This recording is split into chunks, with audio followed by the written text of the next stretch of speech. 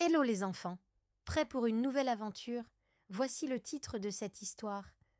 Joël, la petite chenille. Dans un grand jardin verdoyant, Joël était une petite chenille discrète. Contrairement aux autres chenilles, qui étaient grandes, colorées et vives, Joël était petite, terne, et ses rayures semblaient mal dessinées. Les autres chenilles se regroupaient souvent pour dévorer ensemble de grandes feuilles de chou, mais Joël restait à l'écart, silencieuse. Sa petite taille et son apparence différente la rendaient invisible parmi ses camarades, ou parfois même moquée. Joël mangeait peu, préférant se cacher sous les feuilles pour ne pas attirer l'attention. Un jour, épuisé par cette solitude et le poids des différences, Joël s'éloigna du groupe. Elle trouva refuge sous une branche ombragée et s'endormit. À son réveil, un instinct mystérieux la poussa à commencer à tisser un cocon. Lentement, elle s'enferma dans cette coquille soyeuse loin des regards. Elle ne savait pas ce qui allait lui arriver, mais elle sentait que ce changement était inévitable. Pendant plusieurs jours, le cocon resta suspendu, immobile, tandis que les autres chenilles continuaient leur vie sans trop remarquer son absence.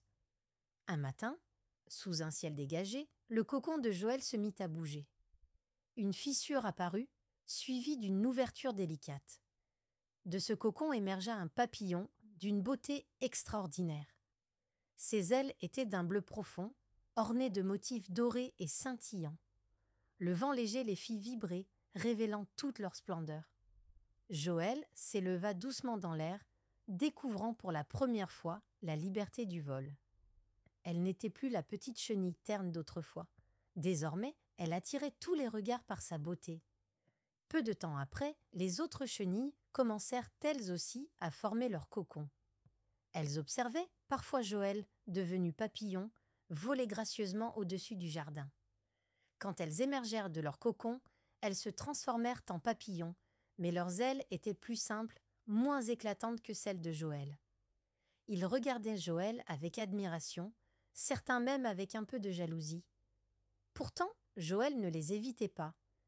Elle se rapprocha d'eux, battant doucement des ailes, pour leur montrer qu'ils étaient toujours ses amis. Les papillons commencèrent à voler ensemble dans le jardin, explorant les fleurs et les coins lumineux. Joël, avec ses ailes magnifiques, montrait le chemin. Mais elle faisait toujours attention à inclure chacun dans leurs aventures. Le jardin devint un lieu de complicité et de partage où les différences n'avaient plus d'importance. Joël n'était plus une chenille mise de côté. Elle était désormais une amie précieuse, acceptée et aimée, tout comme elle acceptait les autres. Dans ce jardin où chacun avait sa place, Joël et ses amis papillons apprirent que la véritable beauté réside dans l'acceptation et la gentillesse.